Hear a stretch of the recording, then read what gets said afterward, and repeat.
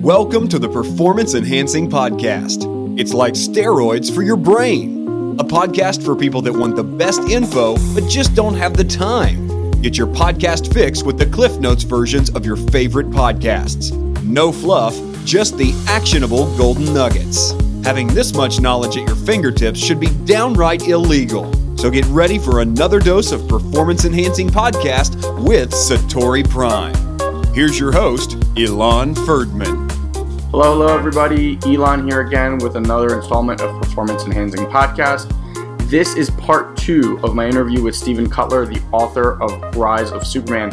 If you haven't already listened to part 1, I highly encourage you to do so, as it's a continuation of that initial conversation.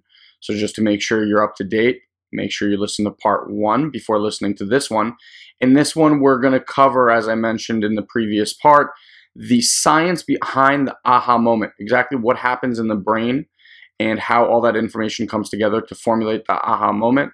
We're going to also look at the Roger Bannister effect and how we can create new realities for ourselves.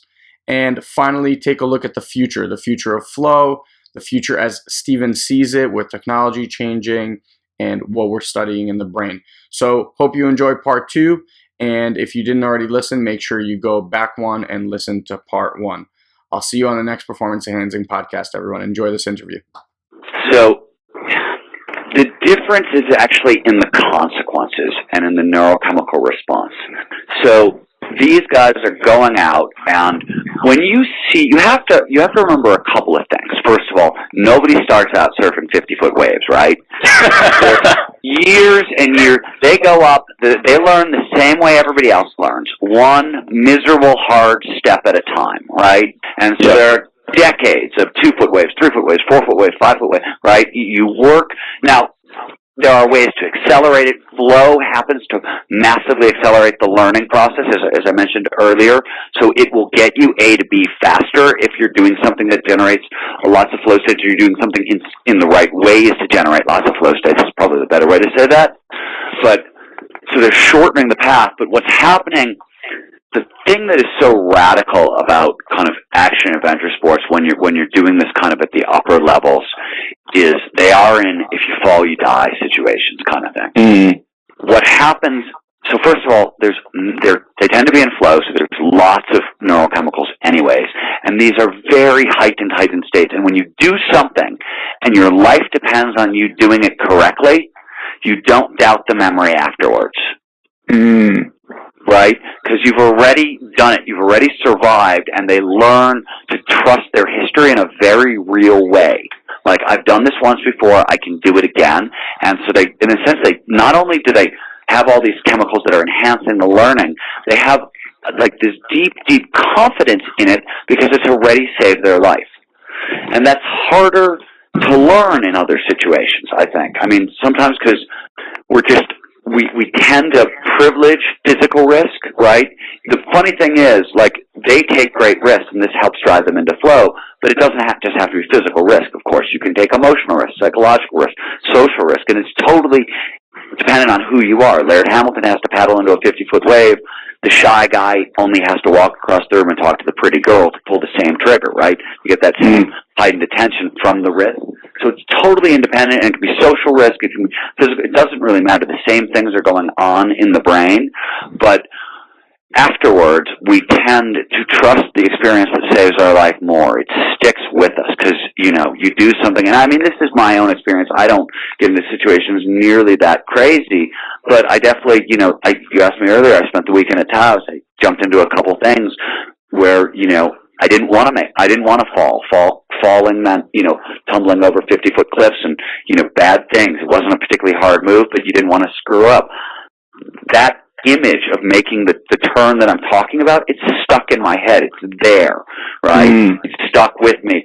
And how I choose to replay this tape, like what I tend to do as I fall asleep every night is I try to replay that tape over and over and watch myself make that move successfully again and again and again. So the next time I'm in a situation where I have to make a hard right-hand turn, no matter what, because, falling could be dying, I have the confidence to say, hey, I've been here before, I've done this before. Now, that memory of success, I once asked Michael Gervais, who's the performance psychologist who coached Felix Baumgarten through his space dive and helped the Seattle Seahawks win the Super Bowl this past year. The Seahawks as well. You know, how these guys do that. And he said they do it one good memory at a time. And what he means is when, you know, Ian Walsh paddles into a Jaws, he chunks it down. He starts, first he's got to paddle, then he's got to step to his feet, then he's got to drive down the face. He's done each of those things thousands of times before. Maybe he hasn't done it in exactly this situation or exactly this size wave, but he's done it before, so he can take that good memory, right? I have been there before. The pattern recognition is already there. He knows it's already, and he trusts his history. So that's kind of an oblong answer to your question, and it's probably not 100% accurate. There's probably other things going on with learning and memory that I haven't covered, but it's a quick shorthand for it. Yeah, that makes a lot of sense. It's interesting. I don't think you spoke about it in the book per se, but I really like Formula One racing. And after I'm reading the book, and as I'm reading the book, I'm watching these guys race. Their season just starts, and I'm just thinking to myself, I always had that thought in the back of my head. You know, these guys are like 200 miles. It's literally like fighter jets on concrete, battling each other 100 miles an hour around turns, G-forces that are ungodly. And I'm just thinking to myself, like, how do they even see the world and things occur? You know, they're driving cars 200 miles an hour, talking on their radio, switching knobs on a steering wheel, avoiding traffic. And I'm like, how in God's name are they doing it? And then it occurred to me, like, they're in this time dilation for, you know, probably like 2 hours. Because it's the only way to take in that much information and still be able to do what you need to do. So you have to, what we experience as time is actually a measure of information processing in the brain. What we experience in flow is a change in normal information processing. We are trading the conscious mind for the subconscious mind. And the reason we're doing this is to save energy. The brain is a giant energy hog. It's 2% of our mass, but uses 20% of our energy. So the brain is always looking for ways to conserve energy, right? Conscious processing, you know, when you're thinking through things actively, it's very slow, it's very limited. Like working memory can essentially hold 7 items in it, so we can only hold a maximum about 7 to 9 items in our brain at once. We process things very, very slowly, and we use a lot of energy to do it. In flow, as we need more energy to pay attention, right, as focus starts to deepen, the brain performs an efficiency exchange. It trades slower and energy-expensive conscious processing for much faster and energy-efficient subconscious processing, right? We are now taking in more information per second. We are processing it more deeply, meaning we're processing it in more areas of our brain. And while there's a lot of debate about this, it does appear that we're processing it more quickly. So the flow jacks up information processing, future prediction, pattern recognition. These are all the fundamental processes of the brain. When race car, and by the way, I do talk about this a little bit in the book. Studies have been done with race car drivers, and we know that the winning race car drivers are the drivers who have the most flow. This is not surprising. This shows up everywhere you do these studies. In golf, in basketball, in tennis, in skiing, it doesn't really matter. That you're always going to find flow states at the heart of most championships because it brings out this optimal performance, brings out the best of us. This is what we do to perform at our best, right? So, but when you're in this state, one of the other reasons time is slowed down is because you're actually taking in more information per second. So information processing is jacked up, and because we really track time through bits of information being processed and we're processing more per second, time slows down. Right? That makes a lot of sense, yeah. Right. So what you're seeing in the race car drivers is massively heightened pattern recognition. They've learned the patterns. They've driven around the track at 50 miles an hour, 60 miles an hour, 7. So they know how, at a subconscious level, at a deep level, when the cars start to move in a certain way, it means somebody is, 30 seconds away from passing, or you know what I mean? Like you start to see the patterns ahead of time, right? And, Wayne Gretzky used to say, I skate to where the puck is going to be. That's because he's in flow, he's getting information slightly faster than everybody else, and he can read the patterns where they're going to play out and get there first. Yeah, This is learning, right? This is just pattern recognition into chunking until it becomes an automatic process, right? All flow does is tap you directly into that automatic process and speed it up. Yeah, it's interesting, like, all this stuff I keep, as I was reading the book, because it's kind of, I think, the conversation you're getting people to start to have, which I think is brilliant, is, look, these guys are putting their lives on the line, hucking themselves off of huge cliffs and, 100-foot waves and all that kind of stuff, but that's not necessarily what it means. Like, these guys are just pushing the envelopes, but we have that ability to do that in our own lives. And I know for me, one of my hobbies is just DJing. And the first time I can truly say I felt transient hypofrontality was, I remember at a gig, and then I was spinning, and then my girlfriend at the time walked up to me, and she's like, starts talking to me, and I literally felt like I was looking at her, but I wasn't actually there. Like, I'd spun for, I think it was like 3.5 hours, and it literally felt like 10 minutes had gone by. It was just, your hands start doing, like, you don't think about what you're doing. And my hands started moving in ways that I'd never seen them move. I was hearing music in a way that I'd never heard music before, and it was just because I'd done all that practice where I could shut off the parts that was me thinking about what I was doing and just creatively engaging in whatever the process was. Absolutely. I mean, the point in Rise is not that we should all become action-adventure sport athletes. That'd be ridiculous, right? The point is that these guys have gotten very, very good at producing flow reliably and repeatedly in their own lives, and we can use them as hard case studies. We can figure out what they're doing to create more flow and apply that in all domains of society. But the point is that flow is ubiquitous. It shows up anywhere in anyone, provided certain initial conditions are met. So those athletes got really good at figuring out what those initial conditions are and applying them in their crafts, right? But as you pointed out, it's not just athletes. McKinsey did a 10-year study. They found top executives in flow are 5 times more productive than normal, right? So there's top executives. Coders in flow built the internet. Video gamers, designers in flow built the video game industry. And, of course, the sports world has never been the same. Yeah. So I want to, that kind of leads into the other topic that I wanted to talk to you about, which is the Roger Bannister effect. And I'll let you tell the story. I'm sure most people listening probably know about Roger Bannister, but the thing in the Roger Bannister effect that really struck me was my vision or my why in life is to push people past what they believe is possible in their lives, which that's why reading this book to me was just like a revelation, because it's kind of in that same mindset. And the whole science behind what you guys have found on creating new realities and altering people's stories, quote unquote, through actually studying people's brains and creating new possibilities, and it's like being scientifically proven that things are happening in the brain to do that, for me was incredible. Now, could you just talk a little bit about that and what you guys have found and how you guys have been putting it into effect? Well, let's jump back to the beginning and start with the Roger Bannister. Sure. I can just define that, right? Yeah. The Roger Bannister effect is the story. Everybody knows Roger Bannister's story, right? First guy to run the 4-minute mile. It was amazing. But what's really amazing about the whole Roger Bannister story is not that he ran the 4-minute mile. It's that within 10 years, a whole bunch of other people had done it as well, right? Something about seeing the impossible done makes it possible. And I mean, one was a high school kid, right? Yeah, one was within 10 years of high school. Like, within a year, 3 people had done it. Within 10 years, a high school kid had done it, right? Yeah. It's still a 4-minute mile, right? It's the physicality of it has not changed. The only thing that has changed is the mental framework we build around the hurdle, right?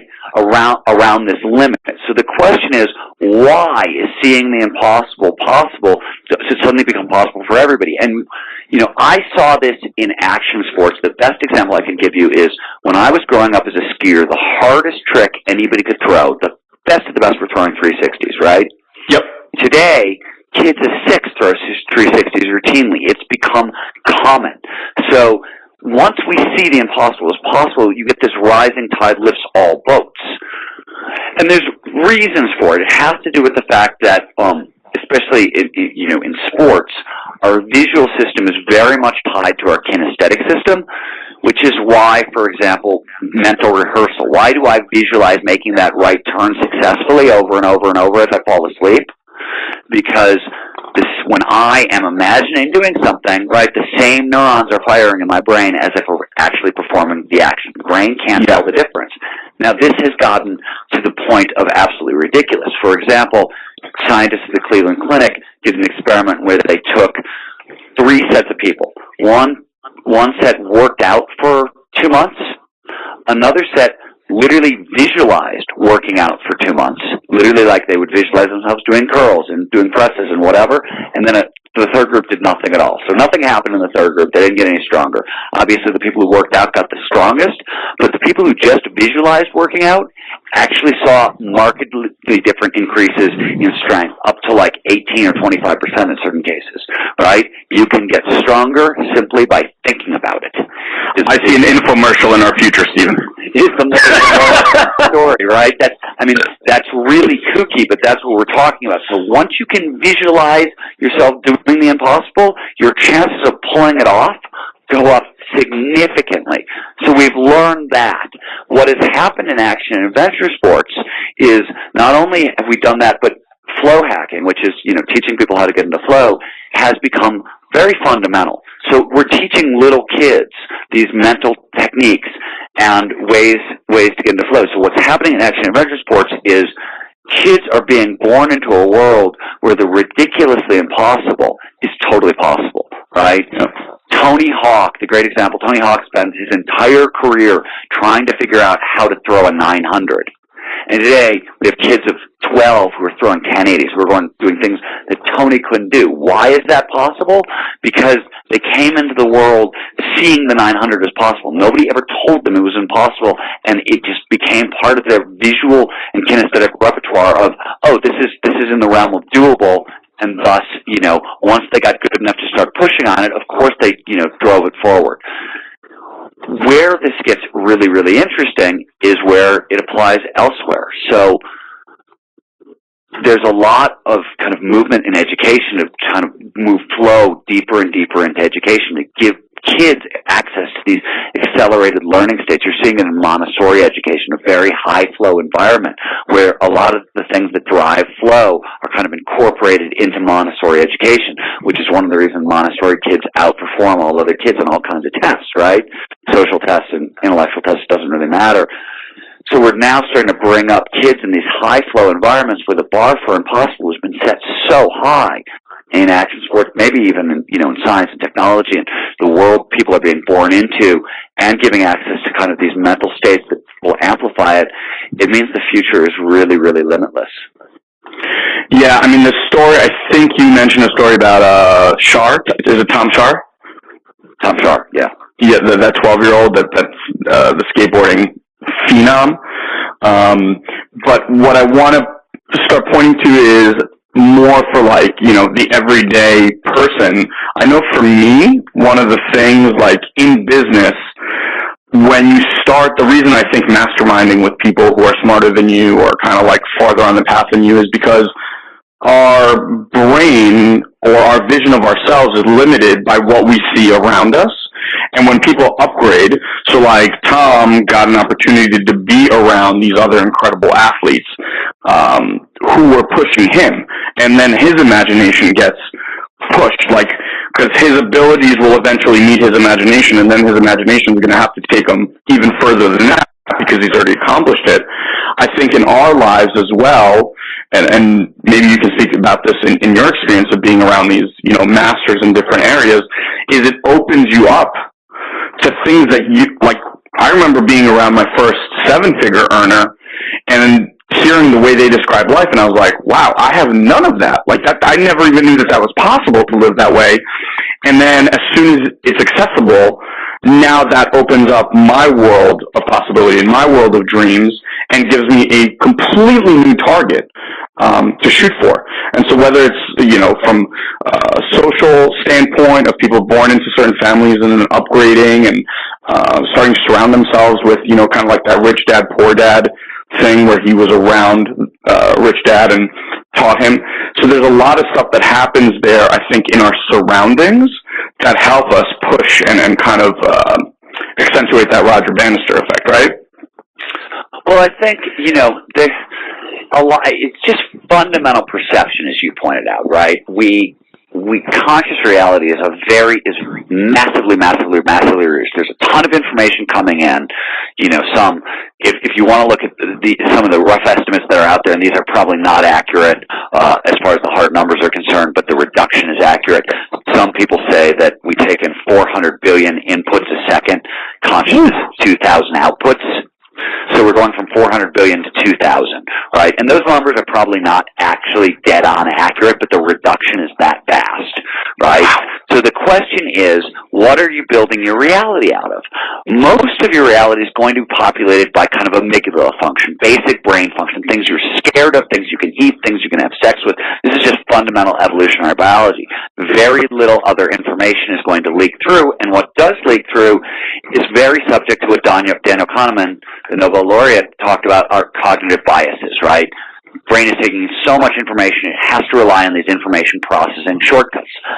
Sometimes they work, sometimes they don't. One of the big ones is what's known as confirmation bias, which is a tendency to take in information that confirms what we already believe, right? The point here is there's not a lot of bandwidth. So there's an old kind of saying, I think, in the self-help community, that the 5 people you spend the most time with are a reflection of yourself, right? Why is that?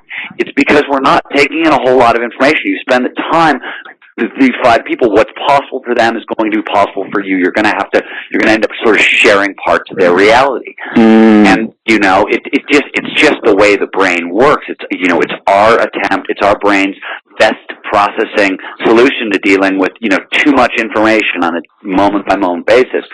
So, everything you said is absolutely correct, and it's correct for kind of fundamental neurological reasons. But, if you're around people where the impossible is possible, I always say that people compete against the wrong things. When I started out as a writer, I could care less. What my peers were doing was never interesting to me, whatever. I didn't want to compete against them. I wasn't wired that way. I wanted to be the best writer in the history of the world. My peers were the Hemingways as ridiculous as that sounds, that really helped me. Very early age, I never thought that I was competing with people, in my environment. I just always kind of assumed that you competed against the best of the best, and if you were going to do that, that's what you did. So I think, from an early age, it opened me up to more possibilities in my career as a writer, simply by being like a really arrogant 17-year-old kid. Were you competitive by nature growing up, looking back at your kind of MO? I'm not competitive with other people. I could care less who wins the race. I'm massively competitive with myself. And if I can't do something that I want to do, I am fierce and determined. And a lot of my friends describe me as a pit bull. I just don't give up in anything. Were you always that way? Did you always compete against yourself, or is that something that you kind of developed as the more you learned about yourself? So I had a very funny experience. I am a little bit competitive, and I like to be the center of attention. And when I have a younger brother who's a couple years younger than me. When I was 10 years old, he was 8. He learned a magic trick. One of his friends taught him how to make a sponge ball disappear. And I saw him learn it, and I saw him get all this attention. I was like, no way he's getting all the attention. I'm going to learn how to do that. So I taught myself magic, and I became a magician. By the time I was 11, I was working. I was doing birthday parties and bar mitzvahs and weddings. Literally, I started working at 11 every weekend. And one of the things I learned early on when I was a little kid, I was always attracted to really beautiful magic, and really beautiful magic is magic that kind of fools magicians, where it looks like real magic. And I would go after the hardest tricks possible, the stuff the best magicians in the world were doing. I didn't really care about my audience. I didn't really want to fool you. I just wanted to see if I could learn to do this thing that actually looked like real magic. And I could. It took months and sometimes years as a little kid, but first of all, I learned to focus my attention, and that, made me much more susceptible to flow as I kind of got older. But I also learned that, there's a saying in magic: anything's easy with 10 years practice. So I've learned I learned very early on that, the only difference between me and somebody who's truly great is just hard work. I didn't think there was any, I was never very special at anything. I just learned that, I could outwork people. I figured as a journalist, most people went and, they would 3 facts. If you get 3 sources to say something, it's a fact. I would always get 5. If average journalists reread their articles 1 time to copy edit, I would reread mine 6. I just worked harder. The reason I ask is because when you said what you said, I was very, very similar. I also have a younger brother, a couple of years younger than me. We actually worked together. And I was always super, super competitive and also wanted to be center of attention. And through personal development and realizing that fighting others or competing with others, because what I noticed is I was actually kind of cutting people down to make myself kind of win in my head. And then it only was when I started kind of going through this like personal development work that I realized that that's just like wasted energy. And now I'm exactly like you. I don't care about anybody. My whole thing is be better than I was yesterday. Be better than I was a month ago at whatever I'm doing, whether it's skiing, DJing, changing people's lives, whatever it is, I just compete with me. So I really like that you said that. I was just curious what your path to get there was. Yeah, I'm very good at celebrating other people's accomplishments and just wanting to be able to do them. You know what I mean? Yeah. Like, it's just, I see somebody, and I got this with action sports. I meant, as a journalist, I chased pro athletes around mountains for, the first 7-8 years of my career. That was a lot of what I did in action adventure sports. I broke 100 bones along the way. I mean, because I'm a writer. I'm not, these guys were going off doing crazy things, and I was trying to keep up. It was only, by the way, after I stopped comparing myself to them that I started to actually improve, by the way. That's really smart. That's really smart. So let's wrap up with this. So you are, for all intents and purposes, on the cutting edge of Flow, the Flow Genome Project, which I'll leave all the information on how people can connect with you and start learning more. But you guys are kind of taking a look at what it's going to take for people to have this present in their lives so that they can tap into this state and literally be, the most productive version of themselves in all arenas of life. So being where you stand, what do you see is the future of kids, of education, of flow, and how it'll kind of permeate through our everyday lives? It's really up to us, right? What we know now is that there are 17 flow triggers, right? Preconditions that lead to more flow. That's what we've learned. And we've learned there's a flow cycle, which is kind of a map to the territory. And if you can kind of understand those things, right, you can generate more flow in your lives, right? You can start now and it works. But the important, cool thing to know is we're really at the front edge of this revolution, right? We spent 120 years trying to figure out the psychology of flow. We've got a pretty good map. We have spent the past 20 years poking at the neurobiology of flow. So we figured out mind, and now we're starting to understand the brain. There's a lot to go. What we have not a clue about is body. There's all kinds of physiological things in flow. We couldn't measure them until a couple of years ago. But the quantified self movement, all that stuff, smart health, smart tech, that is changing that game. So we're really, until we can map the psychology onto the neurobiology, onto the physiology, we don't know what's up. But what we know now is there are these 17 triggers, there's this 4-stage cycle, and this can massively increase the amount of flow in your lives. And look at the action adventure sport athletes. In the past 25 years, we've had near exponential growth in ultimate human performance. It's never happened before in history. That's what's possible when we start generating a lot of flow. I'll give you a non-athletic example.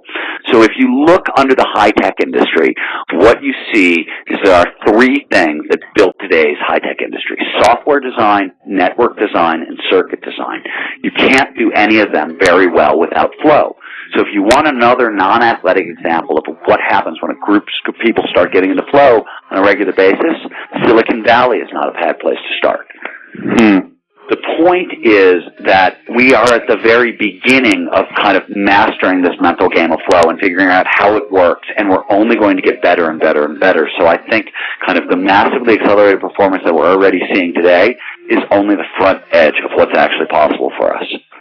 Yeah, I mean, and just kind of seeing what conversations kids are growing up into, what people are pushing, and I know for like the, masterminds that I'm in with kind of like the 30-something, early 40-something, self-made entrepreneurs, I at least see a very, very big shift in the way people are approaching the world, more from even kind of from a greater good, like that connectedness, that we are all a part of something, and it's not just like the me culture, which I think has definitely been a driving force for a long, long time. So I'm so interested to see where the kids now, like our kids growing into this type of world, what they're going to imagine and what they're going to be able to create. I know one of the things you mentioned was about some guy creating some prosthetics that like will allow us to, what's his name, hair? Am I pronouncing that right? You're talking about Hugh Hare, who's an MIT professor in bionics, and so he invented. People know him. He was on a invention of the year, 2 different years on time for kind of bionic legs for soldiers, amputees. And what he has done is he has taken kind of the bionics, which, the prosthetic bionics, and turned them into exoskeletons. And this is kind of the next wave of bionic technology. Exoskeletons, are strap-on knee braces that essentially function like bionic legs or strap-on ankle braces. And what's cool about this is the technology is getting to such a point that, like, it's not just like they mimic the leg's motion, but they can mimic what the muscles are doing. So your Achilles tendon takes energy from the forward motion of your foot and transfers it, back into it. Gives you energy from gravity and uses that to propel you forward when you're walking. This stuff goes away as people get older. What we now have is technology that anybody can kind of strap onto their bodies that's going to allow them to kind of compete athletically at a far higher level for far, far, far longer. Why this is important, in terms of athletics for flow, people tend not to get really great at the mental game until they develop some level of emotional control. And that's usually not into their late 20s, early 30s, and by then their bodies are starting to fall apart. So we are about to enter, kind of like they become better flow hackers out of necessity, right? You have to start playing the mental game because the physical game no longer works. But what if the physical game, what if we could have strap-on bionics that allow us to perform like 20-year-olds in our 50s with the mental, 50 years of kind of working with the mental game? Then the possibilities start getting really interesting.